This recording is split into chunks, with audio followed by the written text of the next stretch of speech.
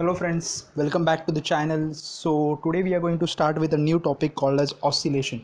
Last lectures में हम लोग ने जो डिस्कस किया था वो था जो अपना ये वाला पार्ट हो चुका था, नाम क्या उसका, रोटेशनल डायनेमिक्स वाला पार्ट ख़त्म हो चुका था.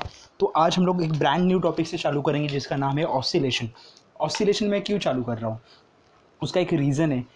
मुझे पता नहीं कि कोविड-19 की वजह से कुछ पोर्शन कम किया भी जा सकता है, तो मे भी मुझे प्रोबेबिलिटी ऐसी लग रही है कि सेकंड चैप्टर में से कुछ टॉपिक्स निकाले जा सकते हैं, इसलिए हम लोग सेकंड टॉपिक को अनटच रख रहे हैं.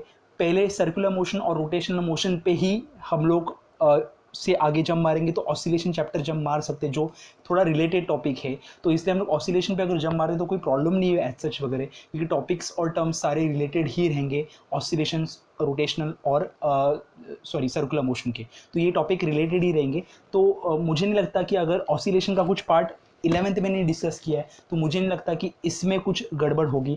सेकंड चैप्टर के बहुत सारे टॉपिक्स है, जैसे फ्रिक्शन जो वाला पार्ट था लिक्विड के फ्रिक्शन का, तो उसमें शायद से इलास्टिसिटी वाला पार्ट भी थोड़ा डिस्कस किया जो कि 11th में हो चुका है हमारा. तो वहाँ पे मुझे चांसेस कम लग रहे, चांसेस ज़्यादा लग रहे कि सेकेंड चैप्टर्स में कुछ चीज़ें उन लोग निकाल सकते हैं सिलेबस में से, अगर अगर पोर्शन उन्होंने थोड़ा कम किया तो टारगेट वही रहेगा कि हम लोग ऑसिलेशन चैप्टर करेंगे और ऑसिलेशन के बाद पार्ट 2 का कोई चैप्टर ले लेंगे जो कि इलेक्ट्रिकल रिलेटेड रहेगा, तो वो वाला टॉपिक ले लेंगे. तो बट अभी ऑसिलेशन लेने का रीज़न एक ही है कि मुझे थोड़ा सा एक फर्म एक डिसीजन लेना था कि ऐसे टॉपिक जो कि उन लोग निकाल नहीं सकते, जो कि ऑसिलेशन एक चांसेस है कि वो टॉपिक निकालने का बहुत कम चांसेस है, तो इसलिए हम लोग ऑसिलेशन ले रहे. KTG kinetic theory of gases भी ले सकते थे, बट उसका वेटेज हर साल के हिसाब से वेटेज बहुत कम रहता है, तो हम लोग केटीजी को इसलिए हाथ नहीं लगा रहे. ऑसिलेशन का वेटेज भी अच्छा खासा है, तो इसलिए हम लोग ऑसिलेशन को हाथ लगा रहे. तो विदाउट वेस्टिंग एनी टाइम हम लोग चालू करेंगे with a new topic called as oscillation. तो ऑसिलेशन में क्या होता है वो डिस्कस करते. तो सबसे पहले ऑसिलेशन डिस्कस करने से पहले हम लोगों को एक चीज़ पता है, मोशन. मोशन जो होता है वो अगर सेम चीज़ को रिपीट करेगा, तो उस मोशन को होता है, नाम होता है periodic motion. Motion which repeats itself after equal interval of time is called as periodic motion. अभी पीरियोडिक मोशन दो टाइप के होंगे, एक होगा ऑसिलेटरी मोशन और एक होगा non oscillatory motion.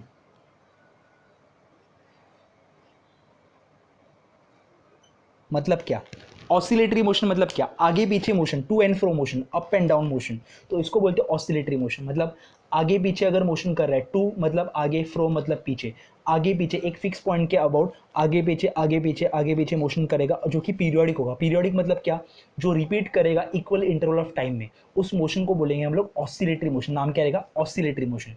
Non oscillatory motion मतलब क्या, नॉन ऑसिलेटरी मोशन मतलब जैसे कि अभी देखो अर्थ रिवॉल्व हो रहा है अराउंड सन, अर्थ रिवॉल्व हो रहा है अराउंड सन, तो अर्थ को हम लोग ने कंसिडर किया था पार्टिकल, तो वो रिवॉल्व हो रहा है मतलब वो मोशन था circular motion, but it repeats itself after 365 days equal interval of time, that is periodic motion, but it is a non oscillatory motion. मतलब ये आगे पीछे नहीं कर रहा है, ये सर्कुलर मोशन कर रहा है. तो नॉन ऑसिलेटरी मोशन मतलब क्या, जो कि टू एंड फ्रो मोशन नहीं करेगा या फिर अप एंड डाउन मोशन नहीं करेगा, उस मोशन को क्या बोलेंगे हम लोग, उन लोग वो मोशन को बोलेंगे नॉन ऑसिलेटरी मोशन, जो नहीं करेगा. और जो इस चीज़ को फॉलो करेगा उसको क्या नाम देंगे, ऑसिलेटरी मोशन. इसका मतलब क्या है, periodic motion is a motion which repeats itself after equal interval of time. This periodic motion is classified into two categories, पहला नॉन ऑसिलेटरी मोशन और उसके बाद ऑसिलेटरी मोशन. ऑसिलेटरी मोशन मतलब क्या, to and fro motion about a fix point is called as oscillatory motion, या फिर up and down motion is called as oscillatory motion. अगर हम लोग बात करेंगे सेम ही, अगर इसकी बात करेंगे कि नॉन ऑसिलेटरी मोशन, तो नॉन ऑसिलेटरी मोशन में क्या होता है कि जहाँ पे टू एंड फ्रो मोशन के अलावा दूसरा कोई भी मोशन रहेगा उसको क्या बोलेंगे हम लोग, नॉन ऑसिलेटरी मोशन. जैसे कि हम लोग का सर्कुलर मोशन था, सर्कुलर मोशन में क्या हो रहा था कि मेरा particle about a fix centre वो क्या हो रहा था, रिवॉल्व हो रहा था, उसको क्या बोला था मैं, नॉन ऑसिलेटरी मोशन। तो आपको ये क्लियर हुआ रहेगा कि ऑसिलेटरी मोशन क्या है और नॉन ऑसिलेटरी मोशन क्या है, और दोनों भी मोशन जो होने वाले वो क्या होने वाले, पीरियोडिक होने वाले। तो दोनों मोशन पीरियोडिक होना ज़रूरी है। बट एक मैंने जो बोला कि ऑसिलेटरी मोशन का खासियत होगा कि वो टू एंड फ्रो मोशन करेगा, और नॉन ऑसिलेटरी मोशन में क्या करेगा, वो सर्कुलर मोशन या फिर दूसरा कोई मोशन जो कि टू एंड फ्रो मोशन नहीं रहेगा, उसको क्या बोलूँगा मैं, नॉन ऑसिलेटरी मोशन। तो ऑसिलेटरी मोशन के नीचे पहला पहला पहला पॉइंट लिखो, पीरियोडिक मोशन। पीरियोडिक मोशन लिखो, पीरियोडिक मोशन लिखो, the motion which repeats itself, the motion which repeats itself after equal interval of time, is called as periodic motion, is called as periodic motion, which repeats itself periodic after equal interval of time is called as periodic motion। हो गया। आगे, this periodic motion is classified into two categories. This periodic motion is classified into two categories. First one, oscillatory motion. First one, oscillatory motion. Oscillatory motion लिखो, a to and fro motion of a particle, a to and fro motion of a particle about a fixed point, which is periodic in time, about a fixed point which is periodic in time, मतलब periodic होना जरूरी है, और ये to and fro motion मतलब आगे पीछे motion करेगा। about a fixed point which is periodic in time is called as oscillatory motion। Clear है। आगे, non oscillatory motion, a periodic motion which is not a to and fro motion about a fixed point, which is not a to and fro motion about a fixed point, is called as non oscillatory motion, is called as non oscillatory motion। ये मुझे बताओ, हम लोग ने UC circular motion में UCM किया था और नॉन यूसीएम किया था, याद है क्या? यूसीएम जो था वहाँ पे सिर्फ नॉर्मल एक्सीलरेशन था, टेंजेंशियल एक्सीलरेशन कितना था, 0। नॉन यूसीएम में क्या था, नॉर्मल प्लस टेंजेंशियल। इसका मतलब क्या, टेंजेंशियल रहेगा नहीं रहेगा तो स्पीड ओमेगा कांस्टेंट, अगर ओमेगा कांस्टेंट रहेगा तो वो क्या रहेगा, पीरियोडिक रहेगा, मतलब टाइम पीरियड क्या रहेगा, कांस्टेंट। बट अगर यहाँ पे बात करेंगे तो omega is not equals to constant, मतलब वो वेरी हो रहा है। क्लियर है क्या? तो यहाँ पे हम लोग ने क्या बोला था, सर्कुलर मोशन में जो यूनिफॉर्म सर्कुलर मोशन है वो क्या है, पीरियोडिक मोशन है। क्लियर है। अभी नॉन ऑसिलेटरी मोशन का एग्जाम्पल लिख लो। Uniform circular motion which is periodic in time is a non-oscillatory motion. Uniform circular motion which is periodic in time is a non-oscillatory motion. Non-oscillatory motion। आगे मुझे बताओ, oscillatory के लिए condition क्या होनी चाहिए, पीरियोडिक मोशन। मतलब ऑसिलेटरी मोशन होगा तो पीरियोडिक मोशन होना ही चाहिए। अगर पीरियोडिक मोशन नहीं बनेगा, वो oscillatory motion is not a periodic motion. मतलब अगर पीरियोडिक मोशन नहीं बन रहा है तो that is not called an oscillatory motion. मतलब ऑसिलेटरी मोशन की पहली कंडीशन क्या होनी चाहिए, पीरियोडिक मोशन। मतलब ऐसे बोल सकता हूँ कि all oscillatory motions are periodic motion, all oscillatory motions are periodic motion.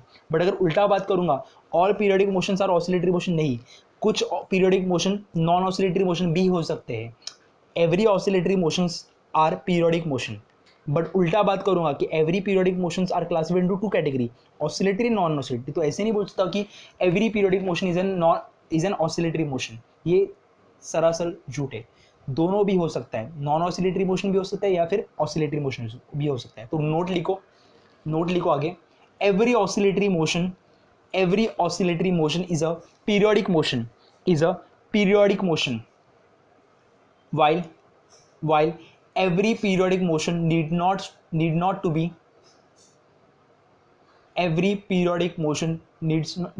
be an oscillatory motion।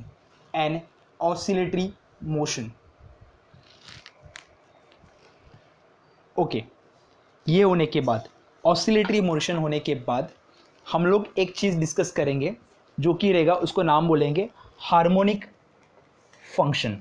मैं बताता हूँ हार्मोनिक फंक्शन क्या होगा। ऑसिलेटरी मोशन समझ में आ रहेगा आपको कि ऑसिलेटरी मोशन क्या है, टू एंड फ्रो मोशन, आगे पीछे मोशन जो होगा उसको बोलते हैं ऑसिलेटरी मोशन। अभी ध्यान दो, या फिर ऊपर नीचे मोशन होगा उसको बोलते हैं ऑसिलेटरी मोशन। अभी हार्मोनिक फंक्शन मतलब क्या है देखते हैं। हार्मोनिक फंक्शन मतलब क्या है? ऐसा फंक्शन जो रिपीट करेगा इक्वल इंटरवल ऑफ टाइम में, ऐसा फंक्शन जो रिपीट करेगा इक्वल इंटरवल ऑफ टाइम में, उसको बोलूंगा मैं हार्मोनिक फंक्शन।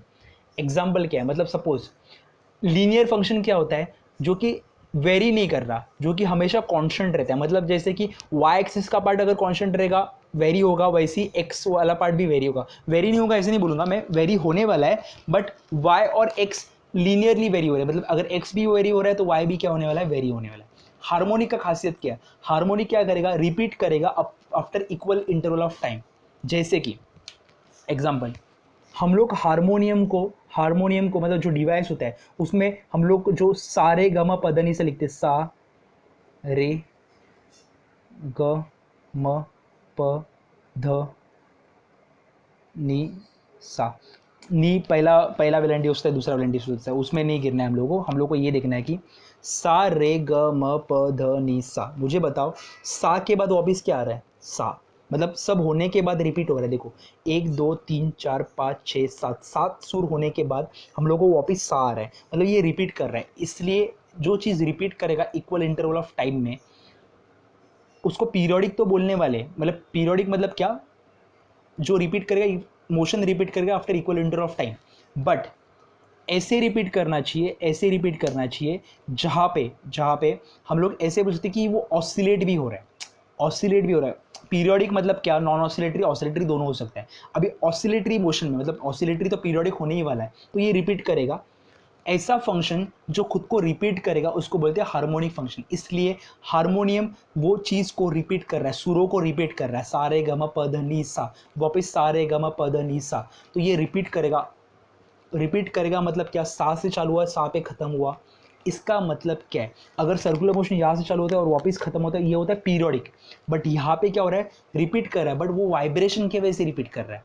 साउंड जो होता है वो वाइब्रेशन की वजह से रिपीट हो रहा है। वाइब्रेशन मतलब it is an part of what, oscillatory motion. तो मुझे बताओ जो चीज़ रिपीट करेगा उसको बोलते हैं हार्मोनिक, जो फंक्शन रिपीट करेगा उसको बोलते हैं हार्मोनिक फंक्शन। और इसीलिए उस डिवाइस का नाम होता है हार्मोनियम, क्योंकि वो सुरों को रिपीट करता है, इसलिए उस डिवाइस का नाम क्या होता है, हार्मोनियम। तो हार्मोनिक फंक्शन कौन सा फंक्शन रहेगा, the function which repeats itself after equal interval of time is called as harmonic function. तो लिखो हार्मोनिक फंक्शन के आगे the function which signifies that, the function which signifies that it repeats itself after equal interval of time, after equal interval of time is called as harmonic function, is called as harmonic function। ध्यान दो अभी यहाँ पे sine cos tan, 0 degree, 30 degree, 45 degree, 60 degree और 90 degree. Sign 0 कितना, 0, sign 30 1/2, sign 45 1/√2, sign 60 √3/2 और sine 90 1। Cos 0 0, cos 30 √3/2, cos 45 1/√2, cos 60 1/2 और cos 90, sorry यहाँ पे कॉस 0 1 आएगा, सॉरी कॉस 90 आएगा 0। tan 1, tan 0, tan 0 0। उसके बाद tan 30 1/√3, tan 45 1, tan 60 √3 और tan 90 इन्फिनिटी या फिर नॉट डिफाइन बोलते हैं हम लोग इसको नॉर्मली। अभी मुझे बताओ, ध्यान दो, साइन का जो स्टार्टिंग का पॉइंट रहता है वो 0 से चालू होता है, खत्म कहाँ पे होता है, 1 पे, 90 पे होता है, खत्म 1 पे। अगर मैं इसका ग्राफ निकालूंगा तो ग्राफ कुछ ऐसे दिखेगा, यहाँ से चालू कर रहा है, ये मैक्सिमम मतलब 1, मैक्सिमम मतलब 1। तो ये चालू होगा, ये बढ़ेगा और मैक्सिमम कहाँ पे जाएगा, 1 पे। अभी अगर ये ग्राफ को आगे एक्सटेंड करूंगा, अगर आगे एक्सटेंड करूंगा तो ये स्लोली वैल्यू डिक्रीज होगा और साइन साइन 180 की वैल्यू हो जाएगी 0, साइन 180 की वैल्यू हो जाएगी 0, तो ये कुछ ऐसे होगा, साइन 180 की वैल्यू क्या होगी 0। अभी और आगे रिपीट कर रहा हूँ, और आगे रिपीट कर रहा हूँ, तो साइन 270 की वैल्यू आपको पता रहेगा, साइन 270 की वैल्यू कितनी होती है, साइन 270 की वैल्यू होती है -1, तो कुछ -1 इस तरीके का, बराबर है। और साइन 360 की वैल्यू वापस 0। तो देखो ये रिपीट कर रहा है after equal interval of time. चालू किया कहाँ से 1 से, सॉरी चालू किया कहाँ से 0 से, 1 0 -1 0, उसके बाद वापस रिपीट करेगा। क्लियर है क्या? मैं आगे का ग्राफ नहीं बना रहा हूँ, बट समझ में आ रहा है। साइन 90 के बाद साइन 180 पे 0, साइन 270 पे -1। ओके चलो, तो चलो आपके रेफरेंस के लिए मैं सपोज ऐसे बना देता हूँ, ये ग्राफ ऐसे बना देता हूँ।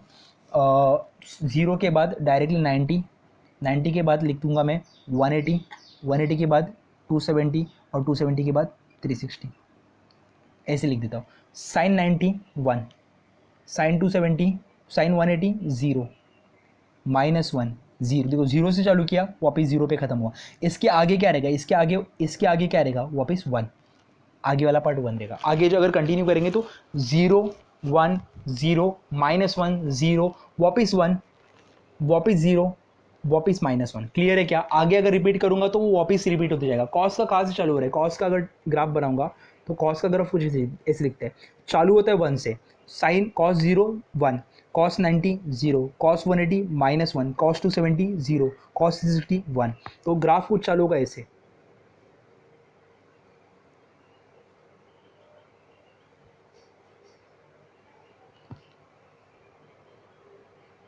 अगर मैं इसको प्लॉट करता हूँ तो ये बनता है 0, ये बनता है 90, ये बनता है, ये बनेगा 180, ये बनेगा, बोलो 180 मतलब ये वाला पॉइंट 180 बनेगा, ये बनेगा 270, ये बनेगा 360।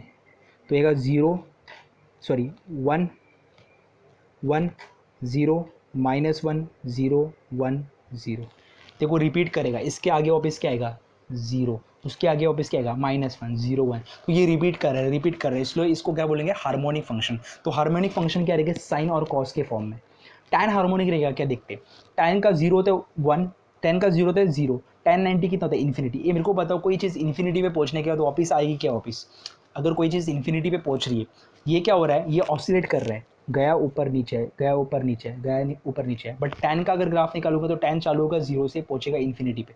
अगर कोई चीज़ इन्फिनिटी पे गई प्रैक्टिकली, वो वापस आ सकती है क्या? नहीं। तो ये हार्मोनिक फंक्शन नहीं रहेगा। तो हार्मोनिक फंक्शन एक फॉर्म ऑफ फंक्शन है जहाँ पे वो रिपीट कर रहा है। हाँ, आगे अगर तुम लोग इंजीनियरिंग में पढ़ते हो तो वहाँ पे एक लैप्लास इक्वेशन है, अगर लैप्लास के इक्वेशन को फॉलो करता है तो वो फंक्शन को हार्मोनिक बोलते हैं। अभी हम लोग उसमें नहीं बात करेंगे उसमें, क्योंकि देखो x² x³ ये भी होता है, ये आपको जेडब्ल्यू में आएगा। जेडब्ल्यू में डिस्कस करूंगा कि हार्मोनिक फंक्शन की डेफिनेशन क्या होती है, एक्स का स्क्वायर, एक्स का क्यूब, ये हार्मोनिक फंक्शन कभी होगा ये देख लेंगे हम लोग वहाँ पे। बट यहाँ पे समझ में आ रहा है क्या, हार्मोनिक फंक्शन वो फंक्शन रहेगा जो इन टर्म्स ऑफ साइन और कॉस रहेगा। इसका मतलब क्या है, हम लोग अभी चैप्टर पढ़ रहे हैं ऑसिलेटरी मोशन, तो ऑसिलेटरी मोशन में या फिर सिंपल हार्मोनिक मोशन पढ़ने वाले, तो हार्मोनिक मोशन या फिर हार्मोनिक सिंपल हार्मोनिक मोशन में जो भी इक्वेशंस मिलेंगे, डिस्प्लेसमेंट, वेलोसिटी, एक्सीलरेशन, ये क्या हो गए, ये हो गए kinematics of motion. Kinematics of motion मतलब डिस्प्लेसमेंट, वेलोसिटी, एक्सीलरेशन, हम लोगों ने पहले ही बात कर चुके हैं। तो काइनेमेटिक्स ऑफ जो मोशंस रहेंगे, वो काइनेमेटिक्स ऑफ मोशन में जो भी इक्वेशन बनेगा वो, क्योंकि ये मोशन हार्मोनिक है तो उसके इक्वेशंस भी क्या होने चाहिए, हार्मोनिक। तो ये इक्वेशंस आएंगे साइन और कॉस में, हम लोग प्रूफ करेंगे साइन और कॉस में इक्वेशन रहेगा, इसलिए इसको बोलेंगे harmonic motion. The motion which follows the which whose displacement, velocity and acceleration follows the harmonic functions is called as what, is called as harmonic motion। तो लिखो हार्मोनिक फंक्शन, हार्मोनिक फंक्शन लिखो। तो उसमें पहला पॉइंट लिखना है, the motion, the function which, the function which, the function which signifies that it repeats itself, it repeats itself, it repeats itself after some interval, after some interval are called as harmonic function, are called as harmonic function। ये दोनों diagram, ये sign और cos का diagram और उसका table निकाल के रखो। लिखा, आगे लिखो, the motion, the motion in which, the motion in which the equations of displacement, velocity and acceleration, the motion in which the equations of displacement, velocity and acceleration, displacement, velocity and acceleration, the motion in which equations of displacement, velocity and acceleration are in terms of harmonic function, are in terms of harmonic functions, are called as harmonic motion, are called as harmonic motion. मैंने अभी तक तीन चीज़ discuss की है। सबसे पहले discuss की periodic motion, उसके बाद डिस्कस की ऑसिलेटरी मोशन और तीसरी बात डिस्कस की हार्मोनिक फंक्शन, हार्मोनिक मोशन। इसका मतलब क्या है? पीरियोडिक मोशन मतलब क्या था? The motion which repeats itself after equal interval of time. इसके दो पार्ट्स थे, पहला नॉन ऑसिलेटरी मोशन, दूसरा ऑसिलेटरी मोशन। ऑसिलेटरी मोशन मतलब टू एंड फ्रो मोशन। जो टू एंड फ्रो मोशन नहीं करेगा उसको बोलेंगे नॉन ऑसिलेटरी मोशन। जो रिपीट करेगा या फिर टू एंड फ्रो मोशन करेगा about a fix point is called as oscillatory motion. अभी ऑसिलेटरी मोशन का अगला पार्ट था कौन सा? Harmonic motion. हार्मोनिक मोशन क्या करेगा? हार्मोनिक फंक्शन को फॉलो करेगा, मतलब उसका डिस्प्लेसमेंट, वेलोसिटी, एक्सीलरेशन का इक्वेशन रहेगा वो किससे बना रहेगा? हार्मोनिक फंक्शन से बना रहेगा। हार्मोनिक फंक्शन कौन से होते हैं? जो रिपीट करते after equal interval of time. For example sine और कॉस। जेडब्ल्यू में हम लोग डिस्कस करेंगे कि एल्जेब्रिक इक्वेशंस भी कुछ होते हैं जो कि हार्मोनिक होते हैं, जो अभी हम लोग डिस्कस नहीं कर रहे बट बाद में डिस्कस करेंगे। अभी के लिए फिलहाल के लिए हम लोग ये बात करेंगे कि ये साइन और कॉस जो भी रहेगा वो क्या रहेगा? हार्मोनिक फंक्शन रहेगा। और इस फंक्शन से जो बनने वाले इक्वेशंस रहेंगे जैसे कि डिस्प्लेसमेंट, वेलोसिटी और एक्सीलरेशन के जो इक्वेशंस रहेंगे वो किस, उसका नाम क्या रहेगा? उस मोशन का नाम क्या रहेगा? Harmonic motion. क्लियर है? यहाँ तक आई होप आपको क्लियर हुआ रहेगा कि मैं क्या बताना चाहता हूँ कि हार्मोनिक मोशन क्या है, हार्मोनिक फंक्शन क्या है, ऑसिलेटरी मोशन क्या है और पीरियोडिक मोशन क्या है। ये पार्ट होने के बाद आपको लिखना है, हेडिंग डालना है। मैं एक एक चीज़ पे आ जाऊँगा, एक एक चीज़ पे आ जाऊँगा, सिंपल हार्मोनिक मोशन पे भी आ जाऊँगा। यहाँ तक क्लियर हुआ रहेगा आपको कि हार्मोनिक मोशन वो मोशन रहेगा जो हार्मोनिक फंक्शन को, जिसके डिस्प्लेसमेंट, वेलोसिटी और एक्सीलरेशन, जिसको बोलते हैं काइनेमेटिक्स, जो काइनेमेटिक्स के जो इक्वेशंस रहेंगे वो किससे बनेंगे? हार्मोनिक फंक्शन से बनेंगे। उस पार्ट को, उस मोशन को बोलेंगे नाम हार्मोनिक मोशन। अभी हेडिंग डालो, terms of harmonic motion, terms of harmonic motion. Heading डालो, टर्म्स ऑफ हार्मोनिक मोशन। पहला टर्म, सबसे पहला term amplitude of, amplitude of, amplitude वो मत करो, पहले पहले एम्पलीट्यूड मत लिखो, मीन पोजीशन, मीन पोजीशन। मैं ये क्यों डिस्कस कर रहा हूँ मालूम है कि मैं बात करूंगा एम्पलीट्यूड की बात करूंगा तो वहाँ पे तुम लोग अटक जाओगे कि एम्पलीट्यूड क्या होता है, मीन पोजीशन क्या होता है, वो अटक जाओगे। तो मैं यहाँ पे बता रहा हूँ कि मीन पोजीशन क्या है। पहले सबसे पहले मीन पोजीशन तो लिखो, mean position, it is a point, it is a position or point where, it is a position or point where, it is a position or point where the restoring force, the restoring force, the restoring force acting on the body is zero, the restoring force acting on the body is zero, or the body is in equilibrium, or the body is in equilibrium, or the body is in equilibrium। Okay ये हो गया, ये वाला part हो गया, ये हो गया हमारा जो पहला, सबसे पहला डेफिनेशन था कि मीन पोजीशन क्या होता है, हो गया। आगे एम्पलीट्यूड, एम्पलीट्यूड, अभी पार्टिकल डिस्प्लेस करेगा, डिस्प्लेस करेगा बट पार्टिकल एक लेवल से डिस्प्लेस करेगा मैक्सिमम, राइट साइड में और लेफ्ट साइड में। तो इसको बोलते हैं राइट एक्सट्रीम, इसको बोलते हैं लेफ्ट एक्सट्रीम। तो लिखो the magnitude of maximum displacement, magnitude of maximum displacement of the particle performing, of the particle performing simple harmonic motion. मैं बताऊंगा सिंपल हार्मोनिक मोशन क्या, अभी के लिए लिखो simple harmonic motion from its mean position, from its mean position or equilibrium position, from its mean position or equilibrium position is amplitude of SHM, is amplitude of SHM.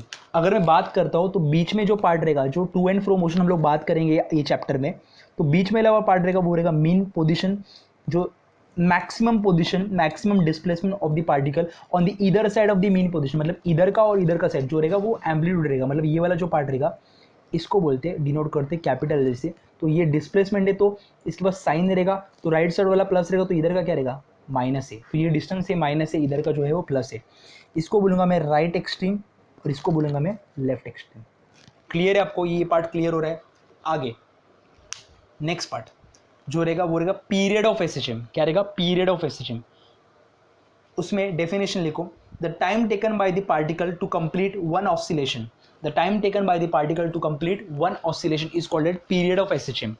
SHM के बारे में बात करेंगे, अभी के लिए सिर्फ लिखो सिंपल हार्मोनिक मोशन क्या है उसके बारे में बात डीप में करेंगे, अभी नहीं, बट जब आएगा तो बात करेंगे। ध्यान दो पे, पार्टिकल यहाँ से चालू गया, यहाँ पे गया, वापस यहाँ पे आया, तो इसका ऑसिलेशन कंप्लीट नहीं हुआ है, ये वापस इधर जाएगा और वापस इधर आएगा। मतलब क्या, देखो पार्टिकल कहाँ पे जा रहा था? राइट हैंड साइड में जा रहा था, तो मोशन कहाँ पे चालू हो रहा है? राइट हैंड साइड में।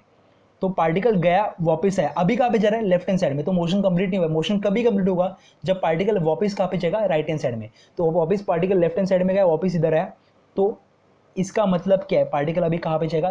राइट हैंड साइड में जाएगा। इसका मतलब क्या है? पार्टिकल ने एक ऑसिलेशन कंप्लीट किया। अगर पार्टिकल ने एक ऑसिलेशन कंप्लीट किया रहेगा तो that time required to complete one oscillation about a mean position is called as periodic, is called as periodic time. क्या बोलते हैं इसको? पीरियड टाइम या फिर पीरियड ऑफ एसएचएम। तो लिखो period of SHM, the time taken by the particle to complete one oscillation is called as period of SHM, is called as period of SHM. Clear है क्या? Motion complete करने के लिए पूरा कितना time लगता है, इसको बोलते हैं पीरियड ऑफ एसएचएम। अगर मैं बोलूँगा मेरा पीरियड ऑफ एसएचएम 2 सेकेंड है, इसका मतलब क्या है? मेरा पार्टिकल यहाँ से यहाँ पे गया, वापस यहाँ पे आया, वापस लेफ्ट एक्सट्रीम पे गया, वापस मीन पोजीशन पे आया, इसके लिए जो टाइम लगेगा वो कितना रहेगा? 2 सेकेंड। क्लियर है? Period of SHM. आगे नेक्स्ट पॉइंट, आगे next point, frequency of SHM. Frequency of SHM, the number of oscillation performed by the particle, number of oscillation performed by the particle performing SHM per unit time, performing SHM per unit time is called as period of SHM।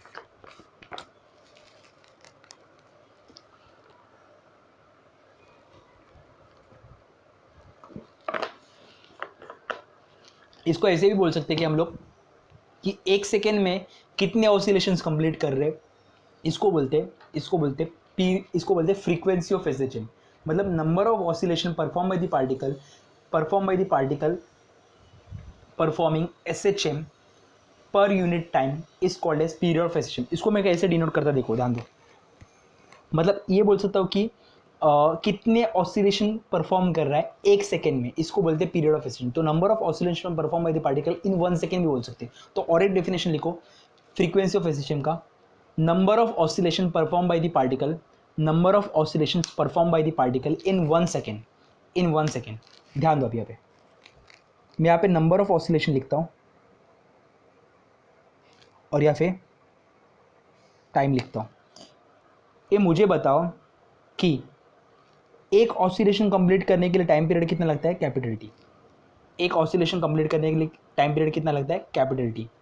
और number of oscillation in 1 second is called as frequency. Number of oscillation in 1 second is called as frequency. ये 1 second है। और एक oscillation के लिए कितना time लगता है? Capital T. अगर क्रॉस मल्टीप्लाई करते हो तो 1 equals to N into T आएगा, तो एन इक्वल्स टू क्या आएगा? 1/t। ये हम लोगों को पता है कि frequency is inversely proportional to time period, frequency is inversely proportional to time period. Clear है क्या? अभी ध्यान दो, आगे रहेगा फेज ऑफ एसएचएम। लिखो phase of SHM, phase of SHM.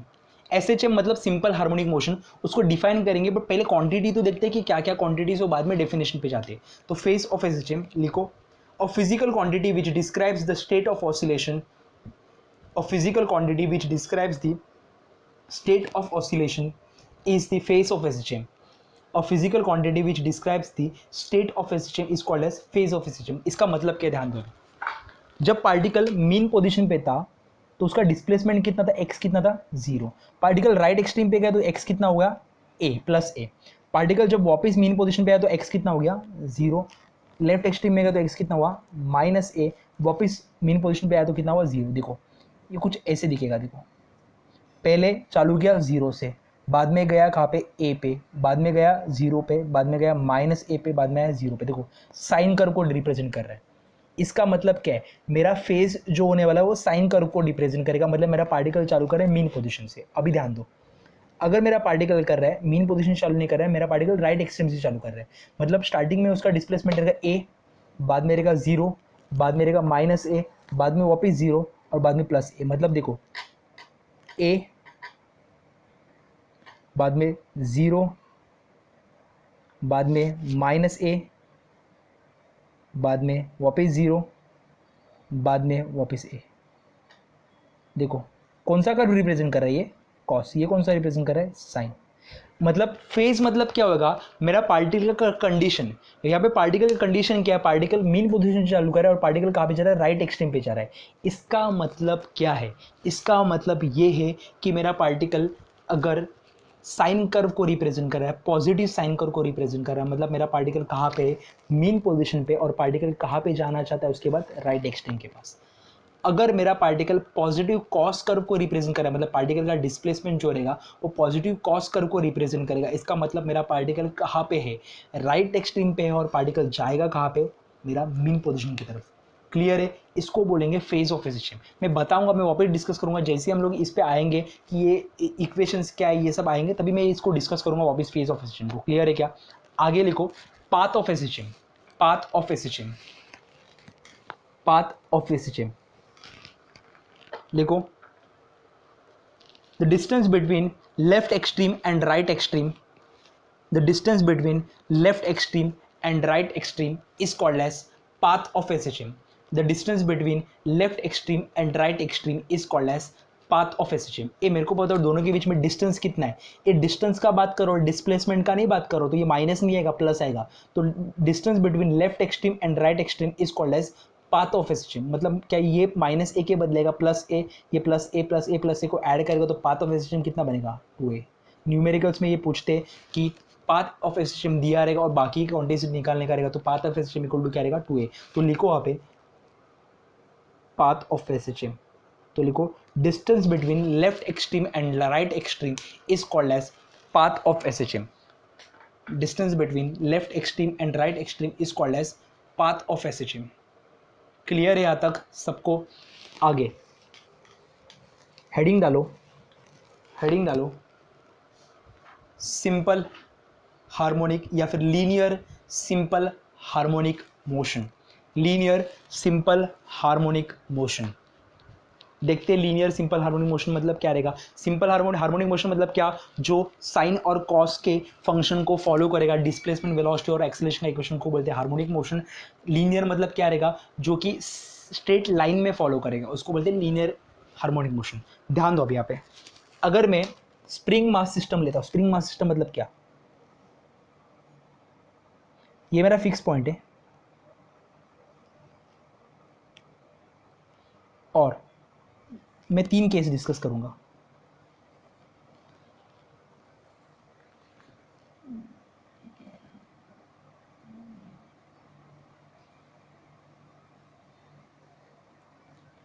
पहला, मेरा मास यहाँ पे और ये स्प्रिंग अटैच किया है,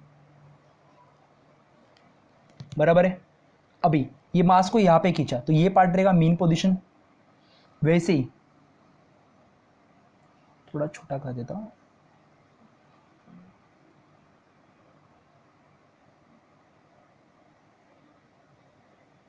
ये जो पार्ट रहेगा वो रहेगा राइट एक्सट्रीम, राइट एक्सट्रीम। अगर पार्टिकल को यहाँ पे खींचूंगा और छोड़ूंगा तो पार्टिकल ऑसिलेशन करेगा ऐसे। तो अभी पार्टिकल यहाँ पे पहुंचेगा खींचने के बाद, तो ये जो स्प्रिंग था वो स्ट्रेच हो गया ऐसे। क्लियर है, मास कितना है कैपिटल है, मास कितना है कैपिटल है। अभी छोड़ने के बाद मुझे बताओ स्प्रिंग क्या करेगा, स्प्रिंग स्प्रिंग ट्राई करेगा इसको अंदर की तरफ खींचने को। जैसे मैं खींच रहा हूं वैसे स्प्रिंग क्या कर रहा है, अंदर की तरफ खींचने को ट्राई कर रहा है, मतलब यहाँ पे अंदर की तरफ खींचने को ट्राई कर रहे हैं। अभी जितना मैं ज़्यादा खींचूंगा उतना स्प्रिंग भी उतना ही अपोज करेगा। स्प्रिंग क्या बोलेगा, बेटा तू अंदर वापिस आ, मतलब मीन पोजीशन के पास वापिस आ। इसका मतलब क्या है, as the value of displacement, देखो ये मीन पोजीशन से खींच रहा हूँ मतलब बॉडी को डिस्प्लेस कर रहा हूँ, as the value of displacement increases the value of restoring force also increase है। रिस्टोरिंग फोर्स मतलब क्या, वो फोर्स जो मास को ट्राई करेगा वापस मीन पोजीशन पे लाने के लिए, उस फोर्स का नाम क्या रहेगा, रिस्टोरिंग फोर्स। तो ये पार्टिकल को वापस लाने का ट्राई करेगा तो इसका नाम रहेगा रिस्टोरिंग फोर्स एफ आर। मुझे बताओ डिस्प्लेसमेंट कहां पे, इस तरफ है, यहाँ पे डिस्प्लेसमेंट कितना है, राइट एक्सट्रीम पे डिस्प्लेसमेंट कितना है, एक्स इक्वल टू प्लस ए, बराबर है। जितना मैंने डिस्प्लेसमेंट बढ़ाया, पहले मैंने स्लोली यहाँ तक खींचा तो रिस्टोरिंग फोर्स थोड़ा बढ़ गया, और खींचा रिस्टोरिंग फोर्स और बढ़ गया। जैसे मैंने राइट एक्सट्रीम पे लेके आया रिस्टोरिंग फोर्स मैक्सिमम था, इसके आगे मेरा बॉडी जा नहीं सकता, इसलिए मैंने बोला था एम्पलीट्यूड में maximum displacement on the either side of the mean position is called as amplitude. अभी मुझे बताओ यहाँ पे पहुंचने के बाद, मैक्सिमम डिस्प्लेसमेंट में पहुंचने के बाद रिस्टोरिंग फोर्स कहाँ पे, टूवर्ड्स मीन पोजीशन, और डिस्प्लेसमेंट कहाँ पे, away from the mean position. अभी जैसे ही मैंने बॉडी को छोड़ दिया, जैसे ही मैंने बॉडी को छोड़ दिया, कौन सा फोर्स एक्ट करेगा, रिस्टोरिंग फोर्स। रिस्टोरिंग फोर्स क्या बोलेगा, बेटा तू वापस मीन पोजीशन पे आ। रिस्टोर मतलब क्या करना, वापस लाना मीन पोजीशन पे। रिस्टोर मतलब क्या करना, वापस लाना मीन पोजीशन पे। तो ये रिस्टोरिंग फोर्स क्या करेगा, वापस मीन पोजीशन पे लाने का ट्राई करेगा, बट ये बॉडी के पास है मास, और मास का एक ड्रॉबैक है, मास खुद के साथ लेके आता है इनर्शिया। तो जब मास यहाँ पे आके रुकना चाहिए था, क्योंकि रिस्टोरिंग फोर्स का काम क्या था, रोकना उसको मीन पोजीशन पे लाके, तो रिस्टोरिंग फोर्स लाके रोका। जैसे ही मैंने डिस्प्लेसमेंट कम करते गए तो रिस्टोरिंग फोर्स भी कम हुआ, क्योंकि देखो मैंने क्या बोला, जैसे डिस्प्लेसमेंट को खींच रहा हूँ इसको, वैसे क्या बढ़ रहा है, स्प्रिंग उसको अंदर की तरफ खींचने का ट्राई करेगा। बट जैसे ही मैंने छोड़ दिया, ये वापस अपने पोजीशन पे आया, तो स्प्रिंग अपने पोजीशन पे आया। जैसे स्प्रिंग अपने पोजीशन पे आया, अभी मेरे को बताओ बॉडी रिस्टोर करने का ट्राई कर, बॉडी तो पहले से ही मीन पोजीशन पे रिस्टोर हो चुका है, तो बॉडी अभी रिस्टोर करने का ट्राई करेगा क्या, मतलब स्प्रिंग रिस्टोर करने का ट्राई करेगा क्या, नहीं। स्प्रिंग रिस्टोर करने का ट्राई करेगा नहीं, मतलब क्या हुआ इसका, मतलब रिस्टोरिंग फोर्स कितना हो गया, जीरो। बट बॉडी अपने पास, अपने बॉडी के पास है मास, और मास अपने साथ लेके आता है इनर्शिया। तो इनर्शिया क्या बोलता है, तू इधर आने के बाद रोक मत, तू इधर आने के बाद आगे लेके जा। आगे लेके जा मतलब स्प्रिंग को कंप्रेस कर, जितना हो सकता है उतना, मतलब स्प्रिंग को कंप्रेस किया, तो ये वाला पार्ट जो रहेगा इसको बोलूँगा मैं लेफ्ट एक्सट्रीम। लेफ्ट एक्सट्रीम पे एक्स कितना रहेगा, माइनस ए, डिस्कस किया था मैंने। राइट एक्सट्रीम पे डिस्प्लेसमेंट कितना होता है, प्लस ए। लेफ्ट एक्सट्रीम में डिस्प्लेसमेंट कितना होता है, माइनस ए। अभी मुझे बताओ, ये मास स्प्रिंग को क्या कर रहा है, कंप्रेस कर रहा है, स्प्रिंग को कंप्रेस कर रहा है, डिस्प्लेसमेंट इस डायरेक्शन में, इसलिए तो माइनस है, देखो डिस्प्लेसमेंट माइनस है। मुझे बताओ स्प्रिंग क्या करेगा, स्प्रिंग कंप्रेस होते वक्त स्प्रिंग क्या करेगा, उसको उधर धक्का मारने का ट्राई करेगा, मतलब स्प्रिंग उसको वापस रिस्टोर करने का ट्राई कर रहा है, कहाँ पे, मीन पोजीशन। मतलब स्प्रिंग कहाँ पे एक्ट कर रहा है, स्प्रिंग फोर्स जो रहेगा रिस्टोरिंग फोर्स, वो कहाँ पे एक्ट कर रहा है, टूवर्ड्स मीन पोजीशन। क्लियर है। मैं जितना उसको कंप्रेस करूंगा उतना क्या बढ़ेगा, रिस्टोरिंग फोर्स, मतलब जितना मेरा डिस्प्ले, देखो ना कंप्रेस कर रहा हूं मतलब क्या बढ़ रहा है, कंप्रेस कर रहा हूं मतलब मेरा क्या बढ़ रहा है, डिस्प्लेसमेंट बढ़ रहा है। जितना कंप्रेस करूंगा उतना स्प्रिंग उसको उधर फेंकेगा, मतलब जितना मैं कंप्रेस करूंगा उतना मेरा क्या बढ़ेगा, रिस्टोरिंग फोर्स बढ़ेगा। क्लियर है क्या। और restoring force will be acting towards what, ये वाला पॉइंट क्या है, मीन पोजीशन। देखो ना रिस्टोरिंग फोर्स कहाँ पे एक्ट कर रहा है, मीन पोजीशन, रिस्टोरिंग फोर्स कहाँ पे एक्ट कर रहा है, मीन पोजीशन। क्लियर है। मैं क्या बताना चाहता हूँ, यहाँ पे बॉडी वापस क्या करे, कंप्रेस करे, कंप्रेस होगा तो रिस्टोरिंग फोर्स एक्ट होगा। रिस्टोरिंग फोर्स कहाँ तक एक्ट करेगा, जहाँ पे मैक्सिमम कहाँ पे रहेगा, जहाँ पे लेफ्ट एक्सट्रीम, मतलब क्या, जहाँ पे डिस्प्लेसमेंट मैक्सिमम है। अब यहाँ पे उसको कंप्रेस किया, स्प्रिंग का काम क्या है, वापस उसको वहाँ पे फेंक देना, वहाँ पे फेंक देगा तो वापस ये स्प्रिंग कहाँ पे आएगा, वापस मीन पोजीशन पे आएगा। बट बॉडी के पास होता है मास, मास क्या लाता है, इनर्शिया। इनर्शिया बोलेगा बेटा तू आगे जा, तो आगे जाएगा तो कहाँ पे पहुंचेगा, राइट एक्सट्रीम। राइट एक्सट्रीम में पहुंचेगा तो डिस्प्लेसमेंट बढ़ गया बाहर की तरफ, वापस क्या करेगा, ये स्प्रिंग खींचा गया, स्प्रिंग खींचा गया तो स्प्रिंग क्या बोलता है, अरे तू वापस आ जा, वापस आ जा, वापस मेन पोजीशन पे आएगा। मेन पोजीशन पे बॉडी के पास आता है मास, मास क्या करेगा, बॉडी के पास प्रोवाइड करेगा इनर्शिया, और इनर्शिया बोलता है तू वापस जा लेफ्ट एक्सट्रीम के पास। तो ये मोशन रिपीट करेगा, रिपीट करेगा, रिपीट करेगा, रिपीट करेगा, and this motion is called as what, oscillatory motion, या फिर इसको बोलूंगा मैं हार्मोनिक मोशन। क्लियर है, पक्का। मैं क्या बता रहा हूँ, वापिस एक बार रिपीट करता हूँ। Consider a mass at M, capital M, attach to a spring. Spring के पास अभी एक नया चीज डिस्कस करूंगा, स्प्रिंग के पास होता है स्प्रिंग कांस्टेंट, उसको बोलते हैं के। स्प्रिंग के पास होता है स्प्रिंग कांस्टेंट जो कि होता है के। मैं बता दूं के का इंपॉर्टेंस क्या है। मेन पोजीशन पे मास है, उसको मैंने डिस्प्लेस किया towards right extreme, maximum position till which a max the mass can be displaced is called as right extreme, और वहाँ पे मेरा displacement रहेगा प्लस ए. अभी as we increase the displacement of the particle from the mean position, the restoring force also increases. Restoring force becomes maximum at right extreme. उसके बाद restoring force कहाँ पे एक्ट करेगा? रिस्टोरिंग फोर्स मतलब spring का force, वो कहाँ पे एक्ट करेगा? वो आएगा, वो टूवर्ड्स दी मीन पोजीशन होगा, और वो क्या करेगा? मास को वापस मीन पोजीशन पे लाने का ट्राई करेगा. जैसे ही मैंने बॉडी को छोड़ दिया, restoring force will bring the body back to the mean position. Since the mass has inertia, mass will not stop at the mean position, it will move towards the left extreme. As soon as the mass move towards the left extreme, it compresses the spring. When it compresses the spring, the restoring force, मतलब spring को compress करने के बाद restoring force कहाँ पे act करेगा? Restoring force बोलेगा मास को वापस लेफ्ट मीन पोजीशन पे जा, तो restoring force will act towards the mean position, while the displacement will be acting towards the left hand side. अभी जैसे ही मैंने लेफ्ट एक्सट्रीम पे पहुंचा, रिस्टोरिंग फोर्स क्या हो गया? मैक्सिमम.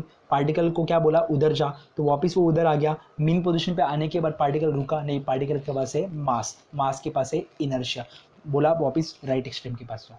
ऐसे मोशन रिपीट करेगा, और इस मोशन को क्या बोलूँगा मैं? Simple harmonic motion. ध्यान दो, अभी सिंपल हार्मोनिक मोशन होने के बाद ध्यान दो.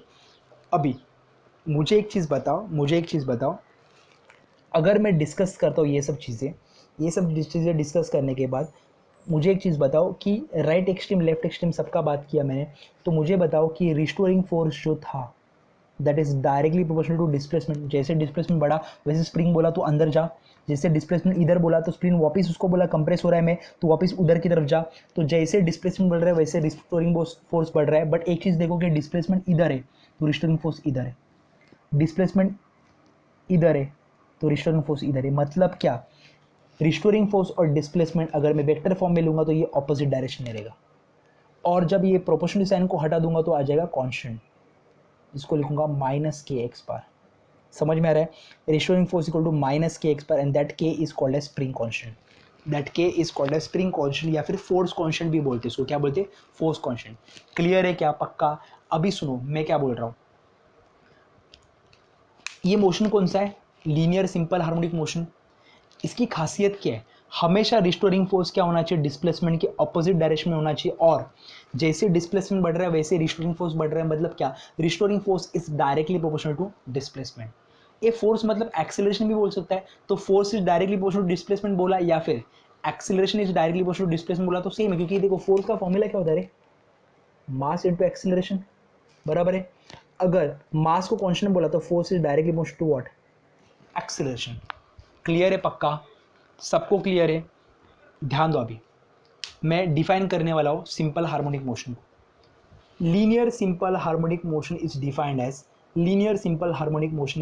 एज ये मोशन पीरियोडिक होगा क्योंकि ऑसिलेटरी कर रहे हैं ना, तो ऑसिलेटरी तो पीरियोडिक होना ही चाहिए.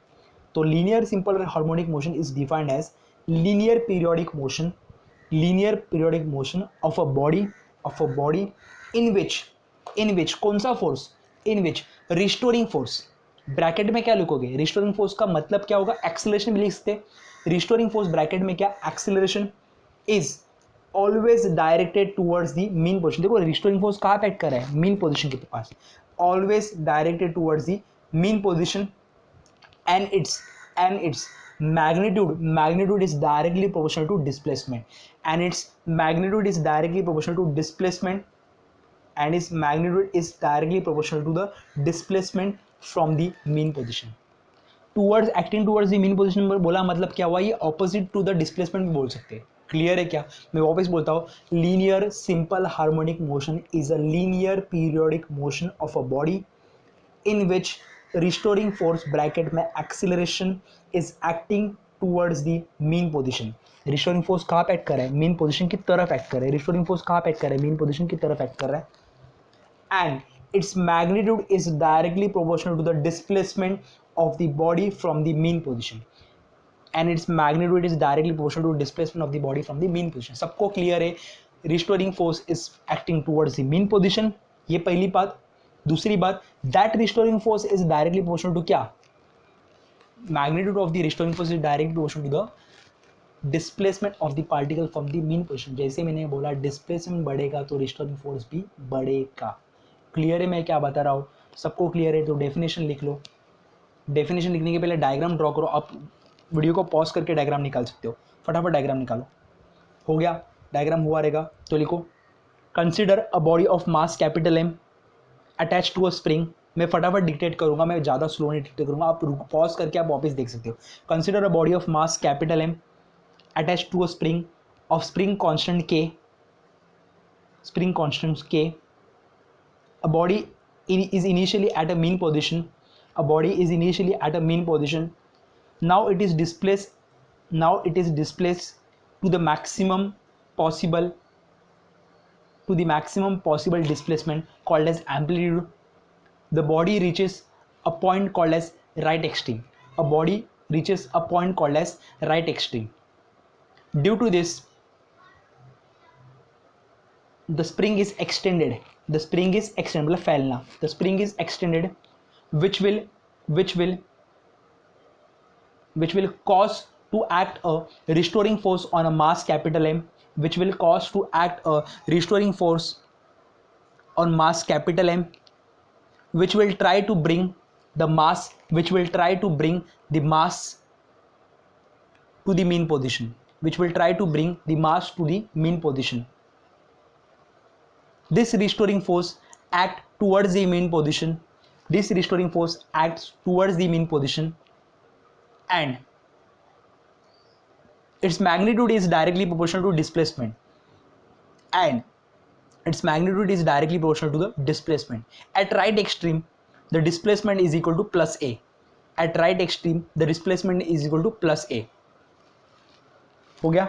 उसके बाद लिखो नेक्स्ट पॉइंट पे, as we release the mass from the right extreme, as we release the mass from the right extreme, this restoring force will try to bring the mass to the mean position. मैं single time repeat कर रहा हूँ, try to bring the mass to the mean position, but due to the inertia, the mass will move towards the left extreme. The mass will move towards the left extreme. That is, it will compress the spring. That is, it will compress the spring, and this compression in the spring will cause an restoring force. Will cause an restoring force which is acting towards the mean position. Which is acting towards the mean position, and which will try to bring the mass to the mean position, which will try to bring the mass to the mean position. Here the restoring force is acted towards the mean position and is directly proportional to the displacement, हो गया? आगे लिखो, similar thing will repeat in which the mass will travel towards the mean position, that is, it is restored, but due to inertia it will travel back to right extreme. Where the spring is extended again, and the restoring force is acting towards the mean position, and restoring force will acting towards the mean position. This repeated motion of a mass, this repeated to and fro motion of a mass about the mean position is called as linear simple harmonic motion, in which the restoring force is directly proportional to displacement and acting towards the mean position. In which restoring force is directly proportional to displacement and acting towards the mean position. Clear है? पक्का? ये वाला छाप लो पूरा as it is छाप लो। फिर ये हम लोग ऐसे भी लिख सकते हैं कि acceleration is directly proportional to minus x bar, क्योंकि फोर्स और एक्सेलरेशन डायरेक्टली प्रोपोर्शनल। ये पूरा एज इट इज छाप लो। लिखा कि force restoring force is directly proportional to displacement, और बाद में ये लिखा अपन ने। समझ में आ रहा है क्या? माइनस एन क्यों आया? क्योंकि डिस्प्लेसमेंट बाहर की तरफ है तो रिस्टोरिंग अंदर की, तो ऑपोजिट डायरेक्शन, इसलिए माइनस। यहाँ पे भी देखो, डिस्प्लेसमेंट बाहर, रिस्टोरिंग अंदर, ऑपोजिट डायरेक्शन, माइनस। क्लियर है? यहाँ पे छाप लिया आपने। डेफिनेशन लिखते हैं, linear simple harmonic motion is defined as linear simple harmonic motion is defined as linear periodic motion in which the restoring force bracket में acceleration, the restoring force bracket में acceleration is always directed towards the mean position, and its magnitude is directly proportional to the displacement of the mass from the mean position. सबको clear है? Definition सबको clear है? आज हम लोग इतना ही discuss कर रहे हैं, जहाँ पे डेफिनेशन वाला पार्ट डिस्कस किया ऑसिलेशन का, सिंपल हार्मोनिक मोशन का जरूरी डेफिनेशन का, सिंपल हार्मोनिक मोशन का जरूरी केस क्या है, पीरियोडिक तो होने वाला, आगे पीछे तो करेगा, मतलब पीरियोडिक और ऑसिलेटरी तो हो गया, बट जरूरी केस क्या है, restoring force should be acting towards the mean position and directly proportional to what, displacement. सबको क्लियर है? रिस्टोरिंग फोर्स मतलब एक्सेलरेशन भी बोल सकते हैं। सुनो, अभी एक नया पार्ट डिस्कस करेंगे स्टॉप करने से पहले, फिर नेक्स्ट लेक्चर में हम लोग बात करेंगे कि ये कैसे हो रहा है। ध्यान दो, मुझे बताओ यहाँ पे डिस्प्लेसमेंट कितना है, 0। यहाँ पे डिस्प्लेसमेंट कितना है, प्लस है। डिस्प्लेसमेंट कितना है, माइनस है। मुझे बताओ जब मैं खींचा तो यहाँ पे बॉडी रुक गया मतलब वेलोसिटी कितना हो गया, 0। वापस आया, जब यहाँ पे आया तभी यहाँ पे रुकना चाहिए था, बट रुका क्या नहीं, यहाँ पे स्पीड था, उसके पास स्पीड था, मास था, बॉडी के पास मास प्रोवाइड किया, इनर्शिया, बॉडी बोला आगे जा, तो यहाँ पे v जो होने वाला है वो क्या होने वाला है, मैक्सिमम वेलोसिटी। वापस यहाँ पे जाके रुका तो यहाँ पे वेलोसिटी कितना हो गया, 0। ध्यान दो, अभी जब यहाँ पे खींचा तो भी रिस्टोरिंग फोर्स क्या था, मैक्सिमम था, तो एक्सीलरेशन भी क्या था, मैक्सिमम। जब यहाँ पे आया, मैंने क्या बोला, restoring force is directly proportional to displacement. यहाँ पे डिस्प्लेसमेंट कितना है, 0, तो रिस्टोरिंग फोर्स भी कितना है, 0। समझ में आ रहा है? या फिर मिनिमम बोल सकते हैं, या फिर एक्सीलरेशन 0।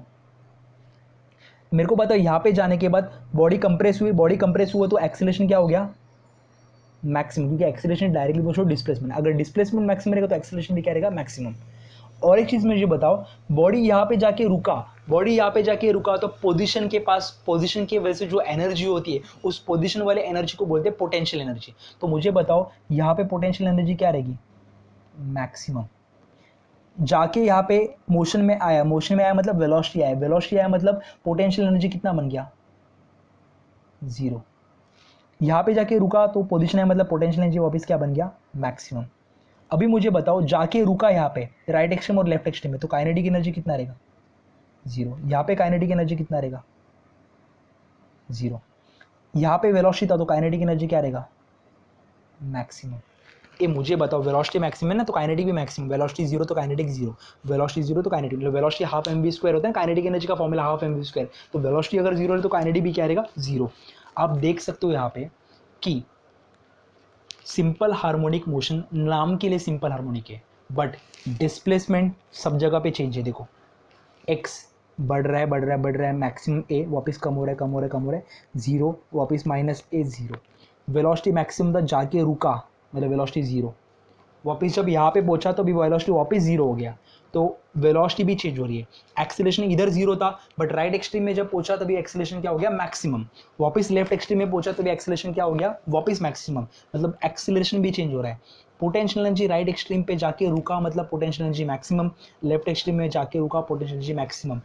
बीच में पोटेंशियल एनर्जी कितना था, मिनिमम था। वापस सिमिलरली अगर काइनेटिक का बात करूंगा तो काइनेटिक भी बीच में क्या था, मैक्सिमम, क्योंकि वेलोसिटी मैक्सिमम तो काइनेटिक भी क्या, मैक्सिमम।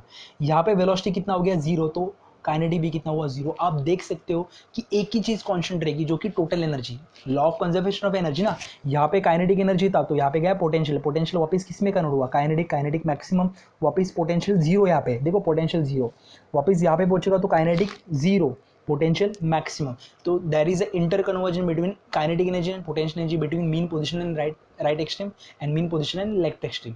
जैसे ही पार्टिकल मीन पोजीशन से राइट एक्सट्रीम की तरफ जा रहा है, वैसी पोटेंशियल एनर्जी बढ़ रही है, काइनेटिक कम हो रही है। वैसी पोटेंशियल राइट एक्सट्रीम से मीन पोजीशन पे जाएगा, वैसी पोटेंशियल कम होगा, काइनेटिक बढ़ेगा। क्लियर है क्या? तो इस जो ऑसिलेशन में there is a interconversion of energy between kinetic and potential and kinetic। तो मुझे बताओ सर, सब पैरामीटर चेंज हो रहे हैं, सिर्फ एक पैरामीटर कांस्टेंट रहता है। वो पैरामीटर कौन सा रहेगा, वो पैरामीटर रहेगा टोटल एनर्जी, बाकी सारे पैरामीटर चेंज हो रहे हैं। इसका मतलब क्या है, सिंपल हार्मोनिक मोशन नाम के लिए सिंपल हार्मोनिक है, बट सिंपल है, बट है कॉम्प्लिकेटेड मोशन।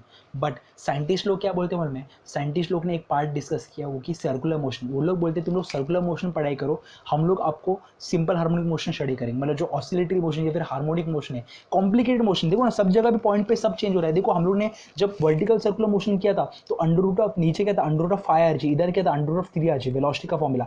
ऊपर क्या था अंडर रूट ऑफ 5rg, तो सब अंडर रूट ऑफ 5rg में ऊपर था 0, कभी कभी 0 लिया था, कभी कभी अंडर रूट ऑफ आरजी भी लिया था। टॉप मोस्ट 5, देखो ना ये वर्टिकल सर्कुलर मोशन कर रहा था, नीचे अंडर रूट ऑफ 5rg, यहाँ पे अंडर रूट ऑफ 3rg, इधर अंडर रूट ऑफ आरजी। तो सब जगह पे वेलोसिटी चेंज हो रहा था, तो उसका जो वेलोसिटी का डेरिवेशन तो वो कितना बड़ा हो गया था। बट यहाँ पे तो सब जगह पे पॉइंट पे सब जगह पे वेलोसिटी चेंज हो रही है, तो यहाँ पे तो और कॉम्प्लिकेटेड होना चाहिए था। बट साइंटिस्ट लोग क्या बोलते हैं, if you are understanding uniform circular motion then will make you understand what, simple harmonic motion. आप देख सकते हो, अगर सपोज ये बॉडी ऐसे सर्कुलर मोशन कर रहा है, सर्कुलर मोशन कर रहा है, सर्कुलर मोशन कर रहा है, तो अगर ये बॉडी ये पार्ट में सर्कुलर मोशन करेगा, तो मेरा जो ये परछाई रहेगा, अगर इसको परछाई बोल रहा हूँ मैं, तो ये परछाई क्या करेगा, परछाई परफॉर्म करेगा ऑसिलेटरी मोशन। मतलब हम लोग बोल सकते हैं कि circular motion is nothing but what, जिस सर्कुलर मोशन का जो परछाई होगा वो क्या करेगा, ऑसिलेटरी मोशन। तो ये नेक्स्ट लेक्चर में हम लोग मैं डेमोन्स्ट्रेशन दूंगा कि सर्कुलर मोशन का परछाई ऑसिलेटरी मोशन कैसे रहेगा। ये मैं नेक्स्ट लेक्चर में अच्छी तरीके से डेमोन्स्ट्रेशन दूंगा, तो आपको समझ में आएगा कि ये कैसे ऑसिलेटरी मोशन हो रहा है। क्लियर है? अभी के लिए हम लोग यहाँ पे ही रुक रहे, हम लोग इसको कॉम्प्लिकेट करके रुका रहे, बट नेक्स्ट लेक्चर में हम लोग सब ये आपको ये सब वैल्यूज लिखनी है। आपको डिस्प्लेसमेंट क्या है, मैक्सिमम मिनिमम है, वेलोसिटी मैक्सिमम मिनिमम है, काइनेटिक मैक्सिमम मिनिमम है, सबको सब चीज़ आपको लिखने, सिर्फ क्या सेम रहेगा, टोटल एनर्जी। तो नेक्स्ट लेक्चर में हम लोग देखेंगे कि ये कॉम्प्लिकेटेड मोशन को इजीली कैसे स्टडी कर सकते हैं, वो देखेंगे। तो अब तक के लिए हम लोग यहाँ पे रुकाते हैं। तो हम लोग ने आज डेफिनेशन देखे, पीरियोडिक मोशन, रोटेशनल मोशन, बाद में हार्मोनिक मोशन, हार्मोनिक फंक्शन देखा हम लोगों ने। उसके बाद हम लोगों ने देखा कि सिंपल हार्मोनिक मोशन क्या होता है, और उसके अलग अलग पॉइंट पे हम लोग ने सारी वेलोसिटी डिस्प्लेसमेंट क्या पॉसिबिलिटीज़ हो सकती है वो देखा। तो आज के लिए हम लोग यहाँ पे रुक रहे हैं। नेक्स्ट लेक्चर में हम लोग डिस्कस करेंगे UCM as a sorry SHM as a projection of UCM. मतलब यूसीएम का प्रोजेक्शन एसएचएम कैसे होता है वो देख लेंगे, और कुछ फॉर्मूला डिस्कस करेंगे। टेक्स्ट बुक में कुछ फॉर्मूला डिस्कस किया है, क्या होता है omega equal to under root of K by M, ये हम लोग अभी डिस्कस नहीं करें, वो डेरिवेशन के बाद डिस्कस करेंगे, तो वो अभी नहीं डिस्कस करें। तो लेक्चर को यहाँ पे रोकता हूँ मैं यहाँ पे। तो आज का पार्ट पूरा थियोरी में गया, प्लीज़ थियोरी को बराबर से लिखो, समझो बराबर से, कुछ नहीं समझा तो डाउट कमेंट सेक्शन में मेंशन करो। आज के लिए हम लोग यहाँ पे रोक रहे। अगर वीडियो पसंद आया रहेगा तो वीडियो को लाइक करो, दोस्तों के साथ शेयर करना मत भूलो, और नए हो तो चैनल को सब्सक्राइब करो। नेक्स्ट लेक्चर में मिलते विद सम डेरिवेशंस, मैं बोलूँगा equations and UCM SHM as a projection of UCM में। Till then bye bye.